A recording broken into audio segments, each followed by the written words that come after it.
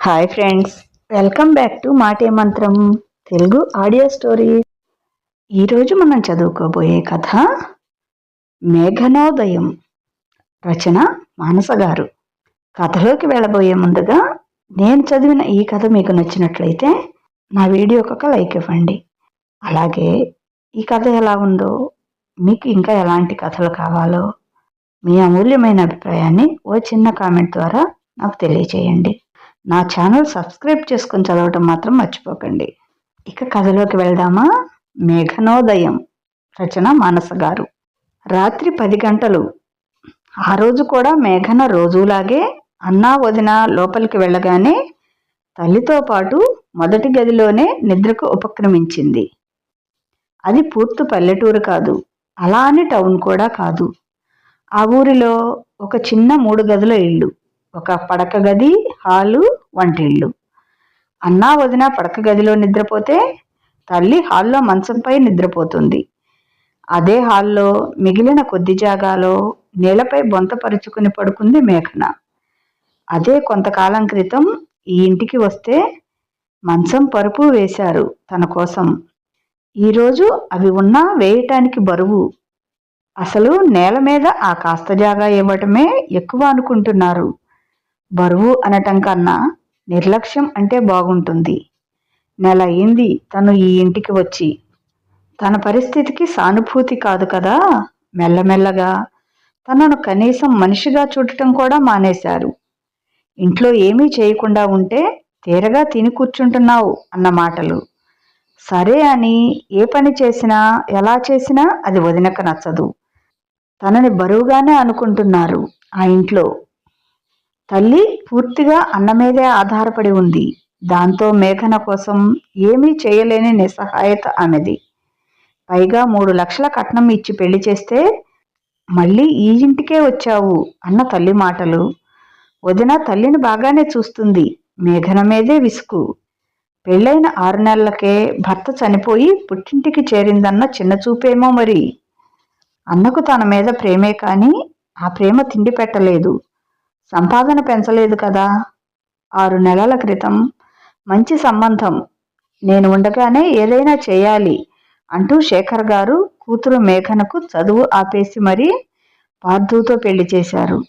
మరుసటి నెలలోనే కొడుకు వరుణ్కి కూడా వర్షతో పెళ్లి చేసి మరో 10 రోజులకు అనారోగ్యంతో మరణించారు. ఆయన బ్రతికి ఉండుంటే మేఘన పరిస్థితి వేరుగా ఉండేదేమో. శేఖర్ గారు అదే ఊర్లో చిన్న ఉద్యోగం చేసుకుంటూ భార్య లలిత, కొడుకు వరుణ్, కూతురు మేఘనతో ఉండేవారు. ఆ ఇల్లు తప్ప మరేమీ కూడపెట్టలేదు. వరుణ్ మామూలుగానే చదివినా మేఘన మాత్రం బాగా చదివేది. కానీ పెద్ద చదువులు చదివించటానికి ఆయనకు ఆర్థిక పరిస్థితులు సహకరించలేదు. పైగా కూతుర్ని దూరం పంపటం కూడా ఇష్టం లేక అదే ఊర్లో డిగ్రీలో చేర్పించాడు.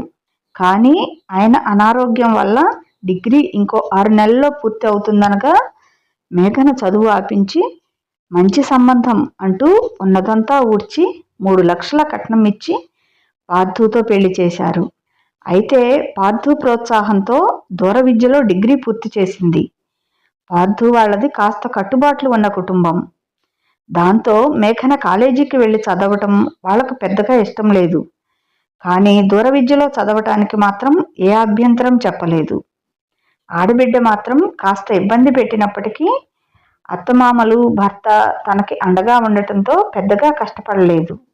అంతా బాగుంది అనుకుంటుండగా నెల క్రితం, అంటే పెళ్ళైన 6 నెలలకు పార్థు ఆఫీసు నుండి ఇంటికి తిరిగి వస్తుండగా యాక్సిడెంట్ అయి మరణించటంతో మేఘన పుట్టింటికి చేరింది.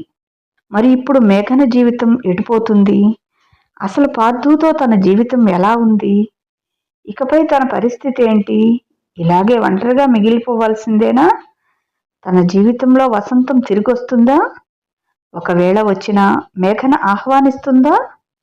అదే ఈ కథ మేఘనోదయం. రోజులు గడుస్తున్నాయి కానీ మేఘన పరిస్థితి ఏమీ మారలేదు. వారం గడిచిన తరువాత తన మామగారు వరుణ్కి ఫోన్ చేశారు. మేఘనని అక్కడికి పంపమని అడిగారు. వరుణ్ ఆశ్చర్యపోయాడు. అదేంటి మామయ్య గారు, మీరే కదా నా చెల్లెల్ని తీసుకెళ్లమని పుట్టింటికి పంపేశారు?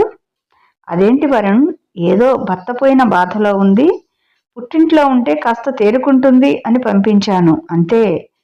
కొడుకు పోయాడని కోడల్ని వదిలేస్తాను అనుకున్నావా? వీలైనంత తొందరగా మేఘన్ని పంపివ్వండి. సరే మామయ్య గారు. అదే విషయం వరుణ్ ఇంట్లో చెప్పాడు.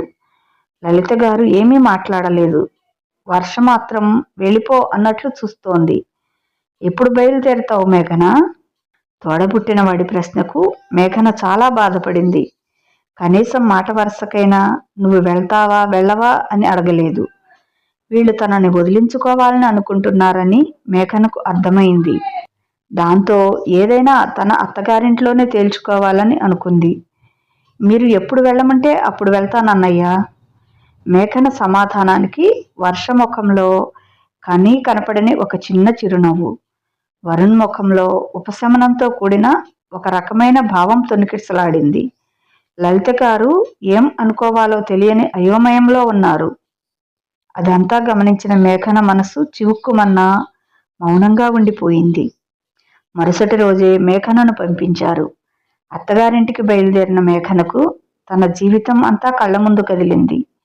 ఇంటికి చేరుకున్న మేఘనకు తన కోసమే వేచి చూస్తున్న పార్వతి, సతీష్ గారు ఎదురొచ్చారు. ఆప్యాయంగా పలకరించి లోపలికి తీసుకువెళ్లారు. మేఘన పార్వతి గారు చెప్పినట్లు తినేసి పడుకుంది. ఆమెకు ఒక రకమైన హాయిగా ఉంది. కానీ ఆ గది నిండా పార్థు జ్ఞాపకాలే. అతనితో గడిపిన ఆ కాస్త సమయమే అనుక్షణం ఆమెను వెంటాడుతుంది. అలానే ఎప్పటికో నిద్రపోయింది. ఉదయాన్నే నిద్రలేచి ముఖం కడుక్కొని బయటకు వచ్చిన మేఘనకు పార్వతి గారు కాఫీతో ఎదురొచ్చారు. మేఘన మొహమాటంగానే తీసుకుంది. స్నానానికి బట్టలు తీసుకుంటున్న మేఘనకి తన అల్మారాలా ఉన్న రంగురంగుల చీరలు చూసి దుఃఖం ముంచుకొచ్చింది. కానీ బాధనంతా పంటి కింద అణుచుకొని స్నానం చేసి గదిలో నుంచి బయటకు వచ్చింది. మేఘనాన్ని చూసి సతీష్ గారి మనసు చివుక్కుమంది. పార్థు బ్రతికుండగా పార్వతి గారు మేఘన్ని కోడలిగా మాత్రమే చూసేవారు. కోడల్ని రాచి రంపాన పెట్టకపోయినా, సూటిపోటి మాటలు అనకపోయినా అత్తగా నా మాటే చెల్లాలి అన్న చిన్న అహం ఆమెది.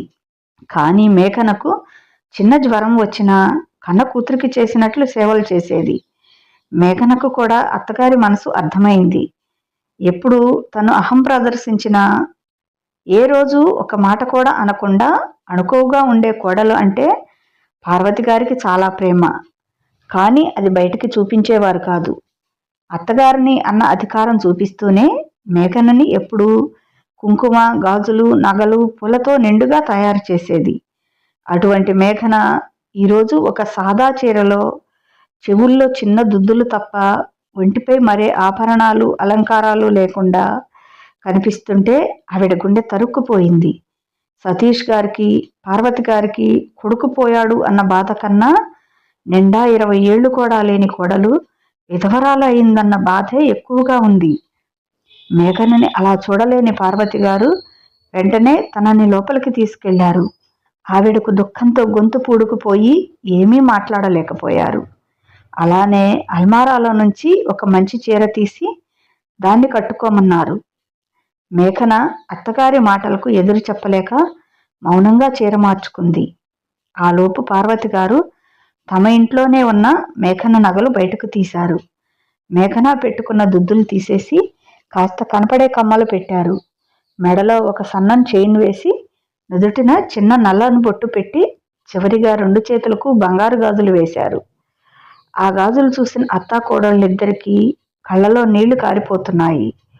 పార్థుకి యాక్సిడెంట్ అయిన రోజు తన చేత్తో మేఘన చేతులకు తొడగాలని అతను ఎంతో ఆశగా కొన్న గాజులు అవి.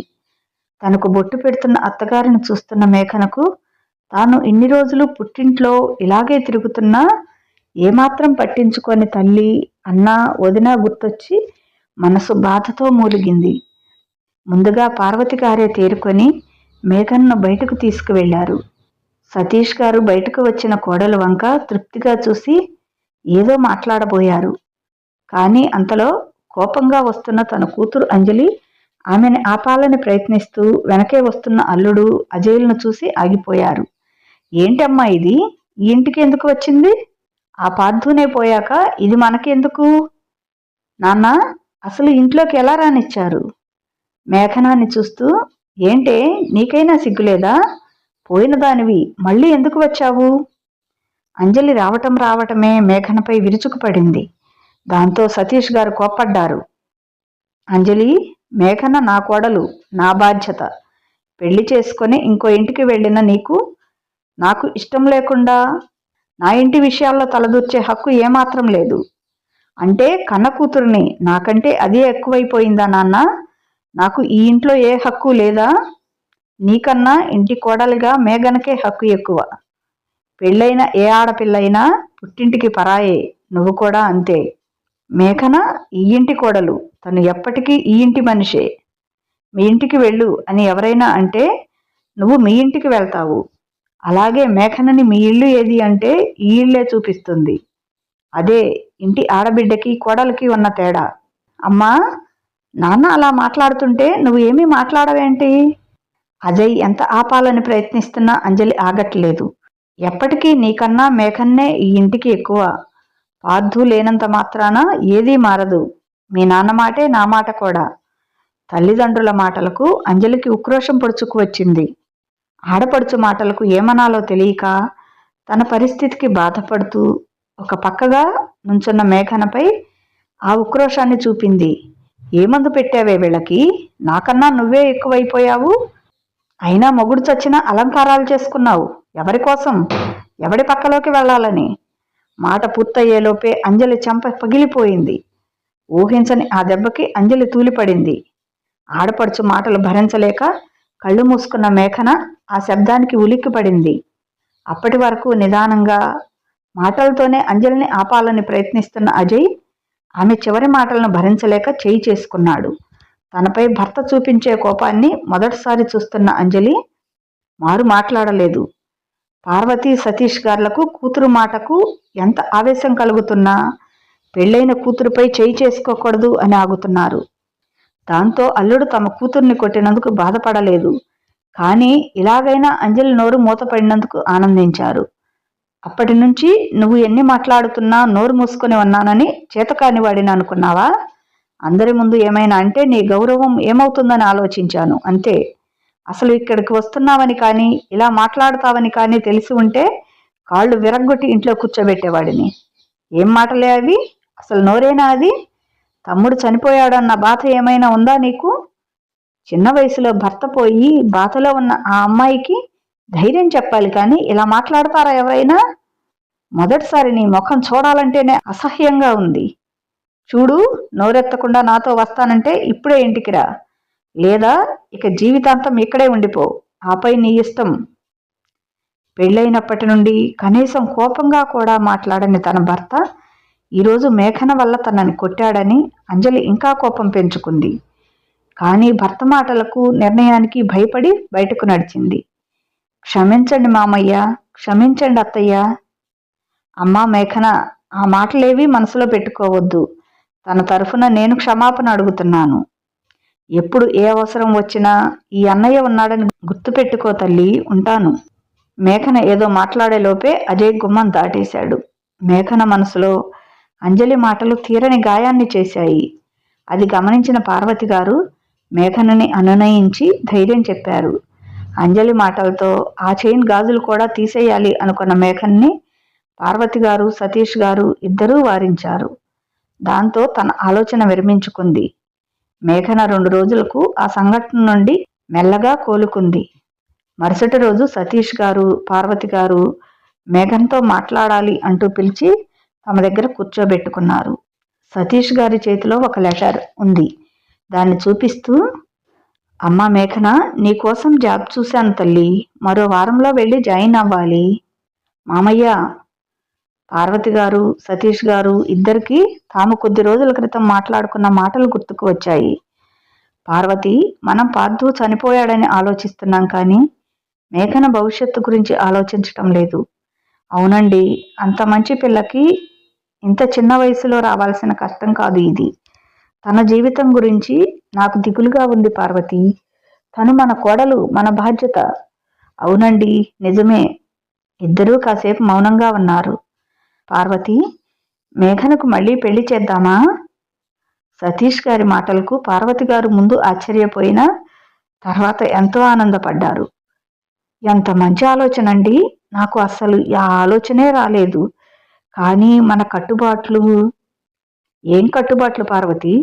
చెడు జరగనప్పుడు ఎన్ని అయినా పాటించవచ్చు, అంతేకాని వాటి కోసం మన జీవితాలను నాశనం చేసుకోకూడదు. అందుకే మేఘనకు సంబంధాలు చూడాలనుకుంటున్నాను. మేఘనకు ఖచ్చితంగా పెళ్లి చేద్దామండి. కానీ ఒక్క మాట చెబుతాను, తప్పుగా అనుకోరు కదా? చెప్పు పార్వతి. మేఘన లోకజ్ఞానం తెలియని పిల్ల. ఇప్పుడు పార్థు చనిపోయినా మనం ఉన్నాము. మనం కూడా లేకపోతే పరిస్థితి ఏంటి? మళ్ళీ పెళ్లి చేద్దామంటున్నారు కదా. ఒకవేళ ఏదైనా ఇబ్బంది వస్తే ఎల్లకాలం మనం ఉండలేం కదా. ఏమంటున్నావు పార్వతి? సరిగ్గా చెప్పు. 1 సంవత్సరం మేఘంతో ఉద్యోగం చేయిద్దామండి. దానివల్ల తనకు బయట ప్రపంచం కాస్తైనా తెలుస్తుంది. తర్వాత పెళ్లి చేద్దాం. సంవత్సరం గడవటం వల్ల మేఘన కూడా పార్థు జ్ఞాపకాల నుండి కాస్త బయటపడుతుంది. నిజమే పార్వతి, అలాగే చేద్దాం. నేను మేఘన కోసం ముందు ఉద్యోగం చూస్తాను. సంబంధాల సంగతి తర్వాత చూద్దాం. ఆయన మేఘన వచ్చిన రోజే విషయం చెప్పాలి అనుకున్నారు. కానీ ఇంతలో అంజలి రావటం, ఏదేదో అనటం జరిగిపోయింది. పెళ్లికి ముందు మేఘనకు బాగా చదవాలని, ఉద్యోగం చేయాలని ఎన్నో ఆశలు ఉండేవి. పెళ్ళయ్యాక మాత్రం అన్ని ఆశలు వదిలేసుకుంది. కానీ పార్థు ప్రోత్సాహం వల్ల డిగ్రీ మాత్రం పూర్తి చేయగలిగింది. ఇప్పుడు మామగారు ఉద్యోగం చేయమంటే ఏమనాలో ఆమెకు అర్థం కావటం లేదు. ఆమె పరిస్థితి అర్థం చేసుకున్నారు సతీష్ గారు. చూడు తల్లి, ఇప్పుడు నీకు ఏదో ఒక వ్యాపకం అవసరం. అప్పుడే బాధను మర్చిపోగలవు. పెళ్లికి ముందు ఉద్యోగం చేయాలని కలలు కని ఉంటావు కదా. ఇప్పుడు ఆ కలలు నెరవేర్చుకో. పార్వతి గారికి ఇప్పుడే మేఘనకు రెండో పెళ్లి గురించి చెప్పటం ఇష్టం లేదు. ఎప్పుడైనా ఏదైనా జరగొచ్చు అనేది ఆమె ఉద్దేశం. ఇక మేఘన కాదని అనదలుచుకోలేదు. ఉద్యోగం వల్ల కాస్తైనా పార్థు ఆలోచనల నుండి బయటకు రావచ్చు అనేది ఆమె గట్టి నమ్మకం. దానితో మామగారు చెప్పినట్లు ఉద్యోగంలో చేరింది. రోజు ఉదయాన్నే లేచి ఇంటి పనుల్లో అత్తగారికి సహాయం చేసి ఆఫీస్కి వెళ్ళటం, సాయంత్రం మళ్ళీ పనులు చేసుకొని నిద్రపోవటం, ఇదే తన దినచర్య. పార్వతి గారు మేఘనతో ఎక్కువ పని చేపించకపోయినా ఖాళీగా మాత్రం ఉంచటం లేదు. ఎంతసేపు ఏదో ఒక వ్యాపకంలో మునిగి ఉండేటట్లు చూస్తుంది. కానీ ఎంత చేసినా నిద్రపోయేటప్పుడు మాత్రం మేఘన ఏడుస్తూనే పడుకుంటుంది. పార్వతి సతీష్ గార్లకు ఆ విషయం తెలిసినా ఏమీ చేయలేని నిస్సహాయత వాళ్ళది. అలాగే సంవత్సరం గడిచిపోయింది. ఈ సంవత్సరంలో మేఘన కాస్త మారింది. ఆమెలో ఆత్మవిశ్వాసం పెరిగింది. కానీ ఎలా ఉన్నా తన బాధ అయితే మారదు కదా. ఈ సంవత్సర కాలంలో మేఘన ఒక్కసారి కూడా పుట్టింటికి వెళ్ళలేదు. వాళ్ళు కూడా రమ్మని పిలవలేదు. అసలు మేఘన ఉద్యోగం చేస్తున్న విషయం కూడా వాళ్లకు తెలియదు. ఇక అంజలి మేఘన ఉద్యోగం చేస్తున్న విషయం తెలిసి రగిలిపోయింది. కానీ భర్త మీద భయంతో ఏమీ అనలేకపోయింది. అంజలికి ఒక కొడుకు పుట్టాడు. మేఘనని ఇబ్బంది పెట్టడం ఇష్టం లేని అజయ్ పురిటికి కూడా అంజలిని పుట్టింటికి పంపలేదు. ఆ రోజు శుక్రవారం. మరుసటి రోజు మేఘనకు సెలవు.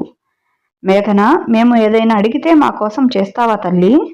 అదేంటి అత్తయ్య, మీరు అడగకూడదు, చెప్తే చాలు, నేను చేస్తాను. నీ విషయంలో నిర్ణయం తీసుకునే హక్కు నాకు ఉందా తల్లి? నా విషయంలో నిర్ణయం తీసుకునే హక్కు మీ ఇద్దరికి మాత్రమే ఉంది మామయ్య. అయితే నా నిర్ణయం రేపు అందరి ముందు చెప్తాను తల్లి. దానికి ఒప్పుకొని నా మాట నిలబెడతావా? ఖచ్చితంగా మామయ్య. మరుసటి రోజు మేఘన నిద్రలేచేటప్పటికి ఇంట్లో సతీష్ గారి తమ్ముడు కుటుంబం, లలిత గారు, వరుణ్, వర్ష, అంజలి, అజయ్ తల్లిదండ్రులు అందరూ ఉన్నారు. తన మామగారు వీళ్ళందరి ముందు తన నిర్ణయం చెప్పాలి అనుకుంటున్నారని మేఘనకు అర్థమైంది. అందరి పలకరింపులు అయ్యాక సతీష్ గారు మాట్లాడారు. మీ అందరినీ ఇక్కడికి పిలవటానికి ఒక కారణం ఉంది. నేను మేఘన గురించి ఒక నిర్ణయం తీసుకున్నాను. అది మీ అందరికీ కూడా చెప్పాలని మిమ్మల్ని కూడా పిలిచాను. మేఘన జీవితం ఇలానే మిగిలిపోవటం నాకు ఇష్టం లేదు. అందుకే తనకు మళ్ళీ పెళ్లి చేయాలని అనుకుంటున్నాను. మేఘన ఇది ఊహించలేదు. అంజలి తప్ప అక్కడున్న అందరూ ఆనందించారు. అంజలికి మేఘన నవ్వితే కూడా నచ్చదు. ఎందుకు అంటే ఏమీ చెప్పలేం. ఇలాంటి వారు కూడా ఉంటారు మరి.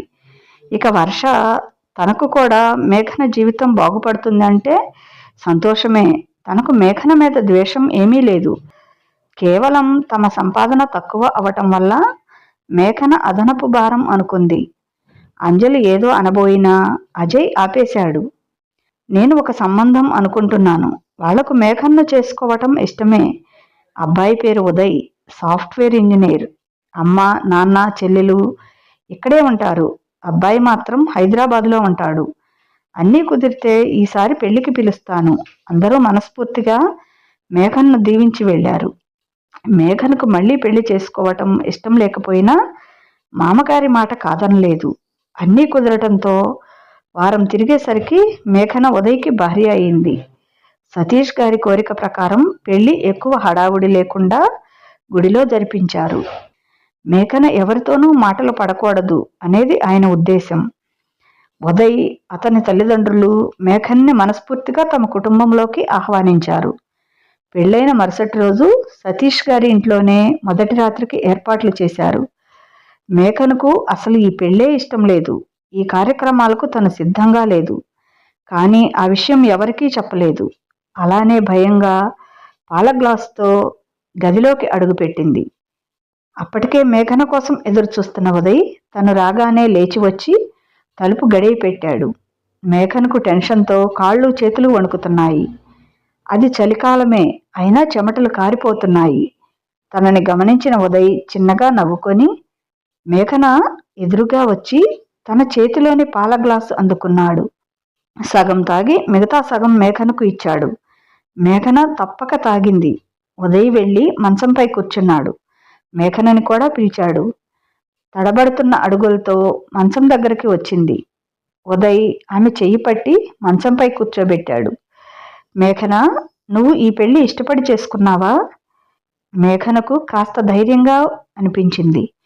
లేదు. ఉదయ్ తన వైపే చూడటంతో, అంటే మీరు అని కాదు, నాకు అసలు మళ్ళీ పెళ్లి చేసుకోవటమే ఇష్టం లేదు. మామయ్య గారి మాట కాదనలేక. కానీ నేనైతే నిన్ను ఇష్టపడే పెళ్లి చేసుకున్నాను. ఏంటి? నిన్ను కాదనడానికి రెండో పెళ్లి అనేది తప్ప మరే కారణం లేదు. అది అసలు కారణమే కాదు. మా అమ్మా నాన్నలకు కూడా అలాంటి పట్టింపులు లేవు. అందుకే నేను నిన్ను చేసుకున్నాను. కానీ నాకు తెలుసు నీకు ఇప్పుడు ఈ బంధం ఇష్టం లేదని. నువ్వు మనస్ఫూర్తిగా ఇష్టపడినప్పుడే ఈ కార్యం జరుగుతుంది. కానీ అంతవరకు నేను నిన్ను తాకను. నేను కింద పడుకుంటా, నువ్వు మంచంపై పడుకో. ఇలాంటి మాటలు నా నుంచి ఊహించవద్దు. నేను మరీ అంత బుద్ధిమంతుడినైతే కాదు. ఇద్దరం ఈ మంచం మీదనే పడుకోవాలి. నా ప్రయత్నాలు నేను చేయాలి కదా. లేకపోతే నువ్వు నన్ను ఎలా ఇష్టపడతావు? అందరూ ముందు అమ్మాయిని ప్రేమలో పడేసిన తర్వాత పెళ్లి చేసుకుంటారు. నేను మాత్రం ముందు పెళ్లి చేసుకొని తర్వాత ప్రేమలో పడేయాలి. ఇక పడుకో. ఆమె మంచి కోసం అత్తామామలు ఇచ్చిన ఈ కొత్త జీవితాన్ని మేఘన ఆస్వాదించగలదా? తను పార్థుని మర్చిపోయి ఉదయ్ని యాక్సెప్ట్ చేస్తుందా? అదృష్టం కలిసి వచ్చి తనకి రెండో జీవితం మొదలైంది. దానితో తను ముందుకు నడవగలుగుతుందా, లేక అక్కడే ఆగిపోతుందా? వచ్చే భాగంలో తెలుసుకోండి. ఇదండి కథ. ఈ కథ మీకు నచ్చినట్లయితే తప్పనిసరిగా ఒక లైక్ ఇవ్వండి. అలాగే ఈ కథ మీద మీ అమూల్యమైన అభిప్రాయాన్ని చిన్న కామెంట్ రూపంలో తెలియచేయండి. అలాగే నా ఛానల్ సబ్స్క్రైబ్ చేసుకోండి. మీకు ఈ కథ నచ్చితే మీ ఫ్రెండ్స్ కూడా షేర్ చేయండి. ఇక ఉంటాను. బాయ్. లక్ష్మీ కంఠ.